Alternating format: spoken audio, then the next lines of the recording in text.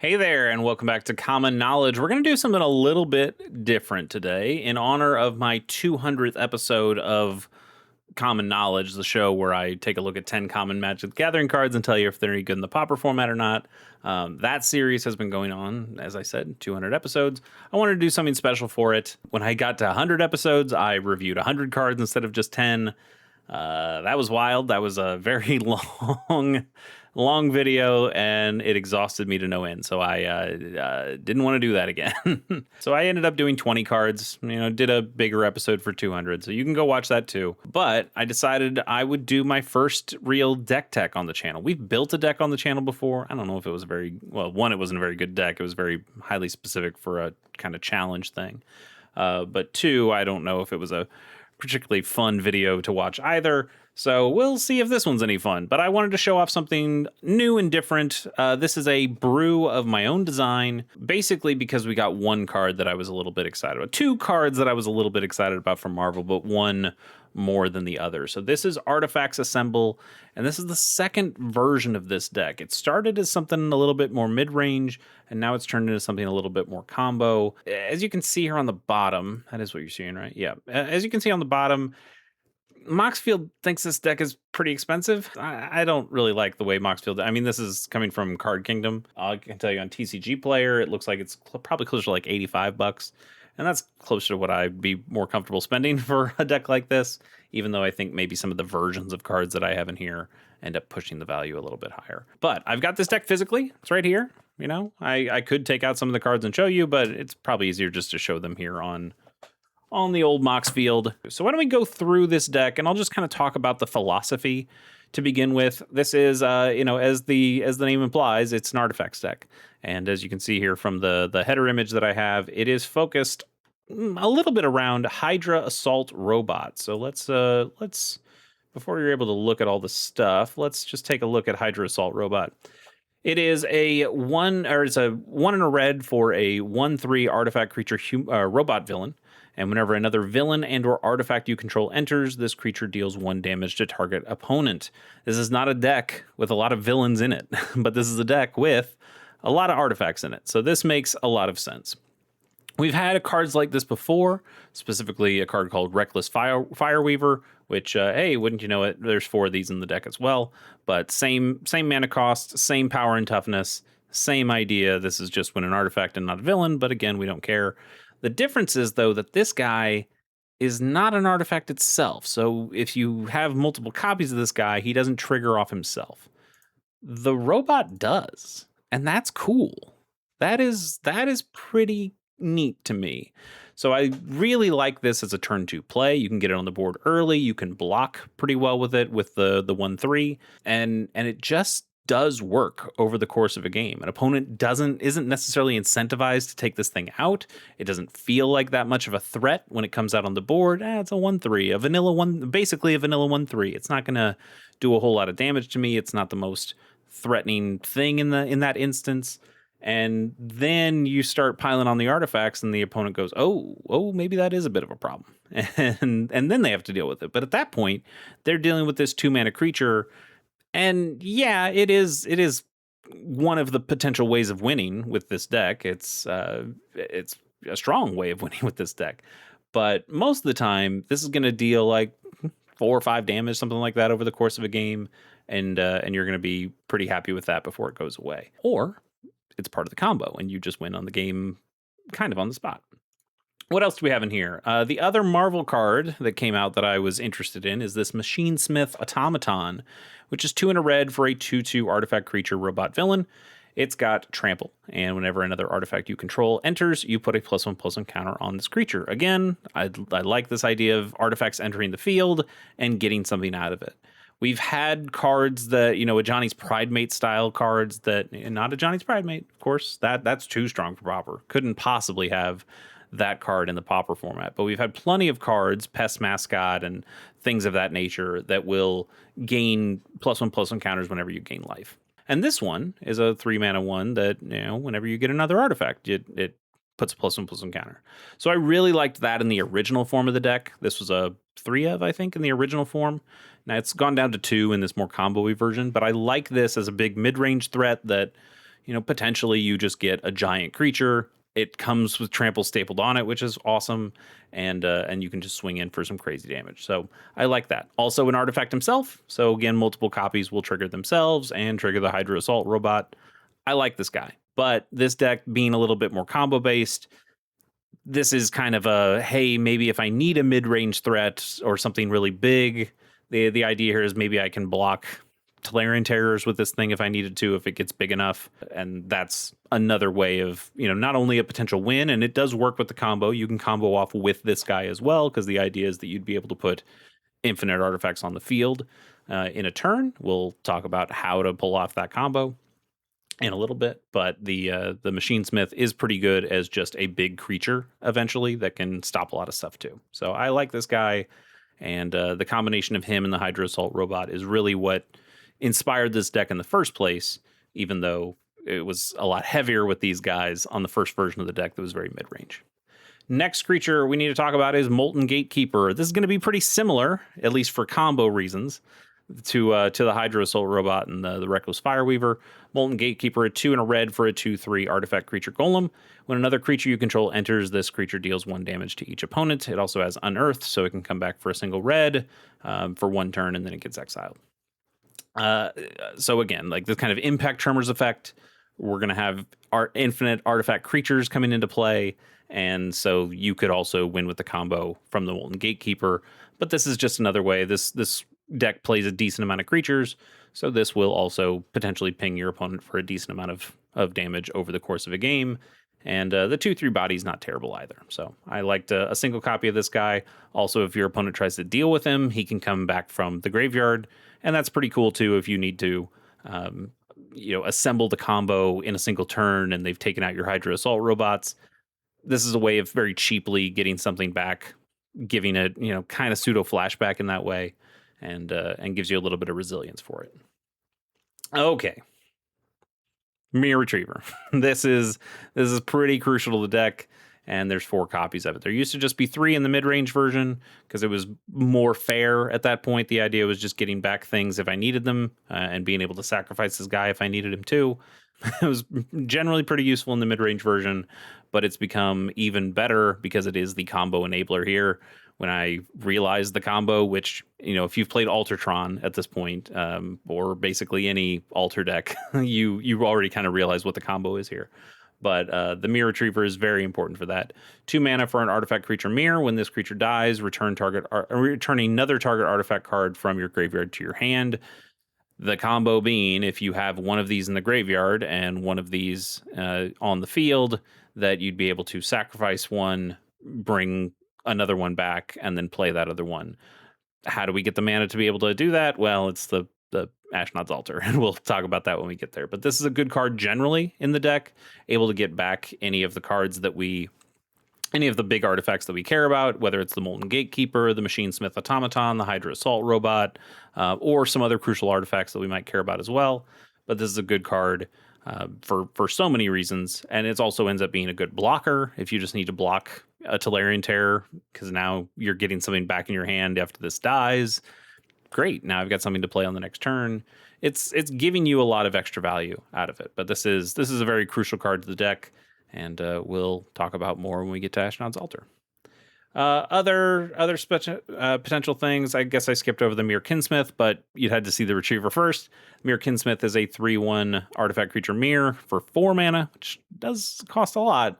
But when this creature enters, you can search your library for a mirror card, reveal it, put it in your hand, and then shuffle. There's only a one-off of this, but this is a way of getting your mirror retrievers when you need them. At least one of them. You probably could play more, but I don't really want to see more of these in my hand if possible. So just having one, being able to play the 4 mana and get the combo ability. If I'm stalling out the board long enough, then I can, play this guy, grab my combo piece, and then potentially go to town on the next turn, or maybe even that turn. So this guy is pretty important to the deck, even though he is just a one-off. And then the last creature to show off here is the Pactdoll Terror, which is kind of funny because I talked about him recently on episode 200 of Common Knowledge, so you can go check that out. But Pactdoll Terror, it's a 3 and a black for an artifact creature toy. And it's a 3/4, and whenever this creature or another artifact you control enters, each opponent loses a life and you gain a life. Again, for combo-y reasons, we have artifacts coming in on the field, hopefully infinitely. This is another win condition, but it's also a pretty useful, keep you alive thing. There's enough artifacts that are in the deck that even if you aren't assembling the combo, you probably are draining enough life to keep you in against some stronger decks. This costs 4, so you're not necessarily playing this to stem the tide of, red madness or something that is super fast that way. But it is giving you some points of health. It can be kind of crucial as you're trying to wait to, assemble a combo and get that going. I love Pactdoll Terror. I think this is a really solid card in a lot of different decks. It does show up in the Altertron decks that's because I'm doing that kind of combo. It also makes sense to play it here. And then we mentioned the Reckless Fireweaver. It's like the Hydra Assault Robot. It's one of our main win conditions. It's a very cheap way of getting a 1/3 body down that can then ping the opponents to death. So having 8 of these effects with the robot, and then kind of having another one with the Gatekeeper and another 2 with the Pactdolls, we're really kind of going all in on this combo style plan with the Machinesmith Automaton as this kind of backup plan of, hey, okay, we just need a big creature then. We need something to either swing in or block, and you can do that with this guy here. Our instants are Fanatical Offering. You guys have seen this one plenty of times before, I'm sure. A 2-mana thing that can sacrifice an artifact or creature, draw you a couple cards, and creates a map token.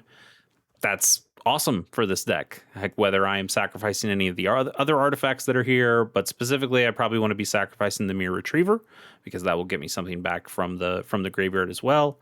I'm drawing a couple cards off of this. I'm making another artifact, making this treasure or this map token, which counts as an artifact entering for your machine or for your Machinesmith Automaton, for your Hydra Assault Robot, for your Pactdoll, for your Reckless Fireweaver. Like, those are all good things. So it's nice to just get another little boost by playing the Fanatical Offering. And this is most of our card draw engine of just getting some more cards. Great. Sounds good to me. Galvanic Blast, this is just for a little bit of extra reach. Maybe we need those extra couple points of damage to finish off the opponent. We're playing a lot of artifacts, so we're probably going to have Metalcraft.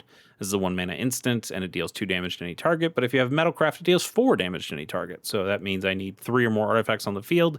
Should be pretty easy with this deck. There's a lot of artifacts in here, so we should be hitting for 4, whether that's an opponent's creature that's really scary that we need to stop before the combo can start on our end, or just being able to hit, like I said, hit those last couple points of damage that you need on the opponent's face to end the game, if you're playing this more fairly and aren't being able to assemble the combo. But this is a good card generally, especially when you're playing any amount of artifacts. So this is kind of a must play, and this is better than Bolt for this deck specifically. So I'm playing 4 of these and no Lightning Bolts. Let's get into these artifacts. We've talked about Ashnod's Altar enough. Let's really talk about it now. We've teased it enough, rather. 3-mana artifact. You sacrifice a creature and you gain double colorless.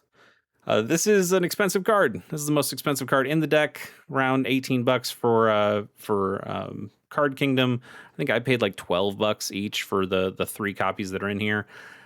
I didn't feel justified in buying a 4th. You probably could play a 4th in here to just make sure you have as many of the combo pieces as possible. But I think 3 is okay. You really only need 1 on the table, and if an opponent removes 1, maybe you need another one. But just to make sure that they get into my hand, I have 3, but I didn't necessarily want to play 4. They are kind of dead cards at some point because they don't work with each other. You just need 1 out there. So I think 3 is actually a pretty decent amount. Well, after I play a lot more games, I'll know whether bumping up to a 4th is necessary. But this is the real combo. With a Mirror Retriever on the field and a Mirror Retriever in your graveyard, the Ashnod's Altar should get you the infinite combo. It'll all be sorcery speed, and on your turn, but it is possible. So the idea, you have a Mirror Retriever in your graveyard, you have a Mirror Retriever on the field, and you have an Ashnod's Altar on the field. You sacrifice 1 Mirror Retriever to the Ashnod's Altar. That will get your other Mirror Retriever back to your hand. Now you have 2 colorless mana from the Ashnod's Altar. You can then play the Mirror Retriever that you got back from the graveyard. That goes on the field. You can sacrifice it now, get the other one back, get the 2 mana, play it again, and loop it and loop it and loop it forever. And the idea is, if you have an assault robot or a machinesmith or if you have an assault robot, a molten gatekeeper, or a Pactdoll Terror, or a reckless fireweaver out, that should be infinite damage or infinite life loss in the case of Pactdoll Terror. Great. Those are all ways of winning the game. Or with a machinesmith automaton out, it should be infinite counters for this creature, which could then swing in for an infinite amount of damage with trample. That should also be able to do it as long as you can, as long as your opponent can't remove it, rather. I was going to say you can protect it, but there's not a whole lot of protection in this deck outside of just being able to get things back with the Mirror Retriever. Anyway, so Ashnod's Altar, very important card for the combo. And then the rest of the stuff is kind of about just getting more, like protecting myself, keeping myself alive. There is, I guess, one more combo piece. Let's skip the candy trail for a second and talk about Golem Foundry. This also gets shown in the Ultratron decks, but the idea here is that when you cast an artifact spell, you can put a charge counter on this artifact, remove 3 counters from this artifact, and create a 3/3 colorless Golem artifact creature token, and it costs 3 to put this into play. So if you're infinitely spawning, if you're infinitely playing, sacrificing, retrieving, and playing your Mirror Retriever, you should be able to get infinite counters on this thing, which can then put down infinite 3/3 golems, which are themselves artifacts and creatures, so they can trigger a bunch of other stuff as well. This can put down a huge board to stop giant go wide decks or whatever you need. If you don't end up hitting one of your pingers that will be able to stop the game on the spot. Golem Foundry, solid card.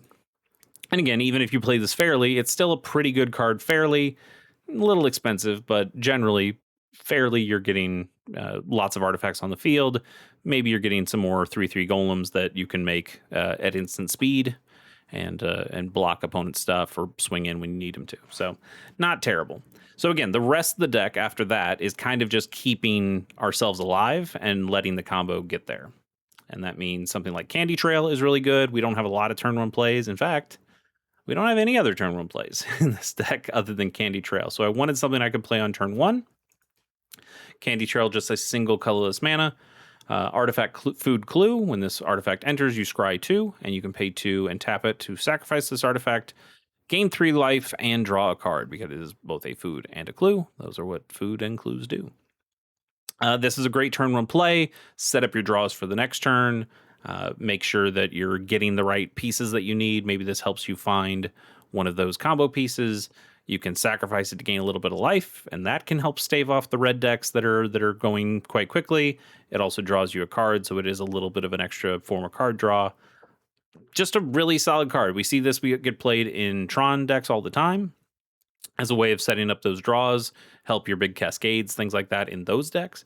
But I think this is just a generally very good card as a way of gaining a little bit of life, drawing a little bit of cards, and getting some of that card selection, which can be very useful over the course of a game. And also just a 1 mana artifact that can trigger all these other things as well, so we don't mind having 4 copies of that.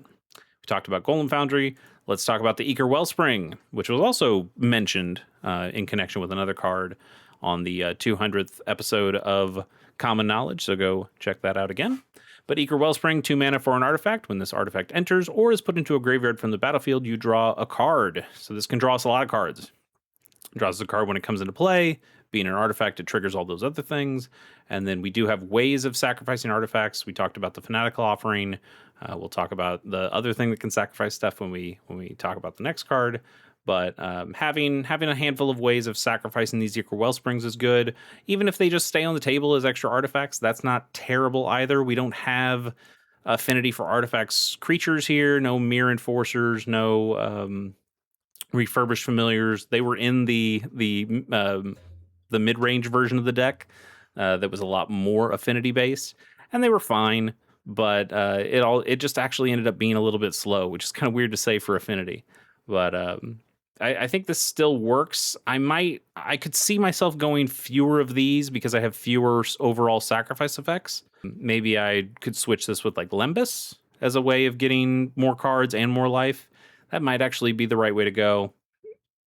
Maybe I'll switch those out. You let me know whether you think the Ichor Wellspring or the Lembas is the right call here. But it's really awesome, though, when you can sacrifice an Ichor Wellspring with a Fanatical Offering and draw 3 cards off that. That's awesome. But having the Lembas might be better just to get the single card then with the card selection. Maybe that's better for a combo style deck, and the life gain. That's pretty big too. Let me know. And then the other thing that sacrifices artifacts here is the makeshift munitions. 1 in a red for an enchantment. You can pay 1, sacrifice an artifact or creature, and this enchantment deals 1 damage to any target. This kind of is a flex card that does so many different things in the deck. It was a huge help when I played the mid-range version to be able to stop a lot of sneaky snackers, and it would probably be able to be just fine doing the same kind of thing in this deck as well. Ping down those sneaky snackers every time they come back and force your opponent to have to keep finding ways of bringing them back to the battlefield. This can help you with reach in the same way the Galvanic Blast can, of just, okay, hey, I can just sack a bunch of stuff on my board and throw a lot of damage at your face if I need to, or I can sacrifice, whatever amount of Ichor Wellsprings I need to, and I can, pop some creature that's annoying. It's also just another sacrifice effect for the Mere Retriever. You won't be able to do infinite combos like you will with the Rakdos Altar, but you will be able to do you will be able to make it work to loop some stuff and get you enough damage over the course of the game. But I think Makeshift Munitions is a really solid card. You usually see one-offs in a lot of these kinds of decks, just to know that you could sacrifice a bunch of stuff and get those last points of damage. You'll find it a lot in affinity decks because they'll play all the different artifact lands, and the idea is that you can then tap the land for mana and then sacrifice the land to the Makeshift Munitions. And so you could just sacrifice all your lands, do the damage to your opponent's face, and finish the game that way. That is, again, another way that you can make this work in the more mid-range version. But I also found my opponents were using a lot more exile artifact stuff, which makes a lot of sense. So I wanted to protect myself a little bit more with from a lands perspective. So let's take a look at the lands. Maybe a little bit different than you might expect. Now, there are 4 Dross Force Bridge. Makes somewhat sense. This is a red-black deck, and it plays a lot of artifacts. So having these artifact dual lands works out okay. And they're indestructible, so nobody's going to hit them with shenanigans or something. The card shenanigans, or shenanigans generally. But these will hold up against braids and things like that, which you can potentially see. The deck used to have 4 Great Furnace and 4 Vault of Whispers, and it is just devastating when your opponent uses a Dust to Dust and absolutely obliterates all your mana, or Shenanigans, which I did get hit with in the mid-range version of this deck, where they just would dredge the Shenanigans back turn after turn after turn, took away all this mana, and I just didn't have nearly enough swamps and mountains to be able to make it work. So this deck, knowing that the affinity part of it is no longer here, I don't have to worry about getting a billion artifacts on the field to make my Mirror Enforcers free, or to make the Refurbished Familiars cost 1 mana. So I'm not as worried about having a full artifact land base. I still like 1 and 1 just to give me a couple extra artifacts for a couple of extra points of damage from these guys, potentially of extra points of damage from the Makeshift Munitions. I don't hate having a couple, but I like having a mana base that is more normal, I guess. Using these basic lands that your opponents are not going to be able to take out nearly as easily. So I like just having some basics in here. Let the mana base happen. Like, let me just get my lands, because I'm trying to do a combo here. I want to win in 1 turn. I don't need to win over the course of a number of turns with affinity style plays. So that's where that goes. Sideboard, this is going to seem pretty standard for a Rakdos deck. We're playing 2 Cast Down, just a good removal spell. 2 Cast into the Fire, which is a way of helping us against affinity decks. This is something that you'd also see hitting your artifact lands, so it's something we probably want to play too. I love that other mode, though, of being able to deal 1 damage to each of up to 2 target creatures. Great against fairies, great against other decks that just have little 1/1 guys. Nice to just be able to pick those things off. Fiery Cannonade, also for fairies, also for white weenie decks. Lots of decks that have just a lot of small creatures. Good to have these. Yeah, this probably should be Breath Weapon, but Breath Weapon costs like $2 a card. This costs 50 cents, if that. So I just, it's not a huge deal. I'm not playing dragon, so it really doesn't help me out. But fiery cannonade's fine. If you don't want to spend the extra money on the breath weapons, fiery cannonade works just as fine.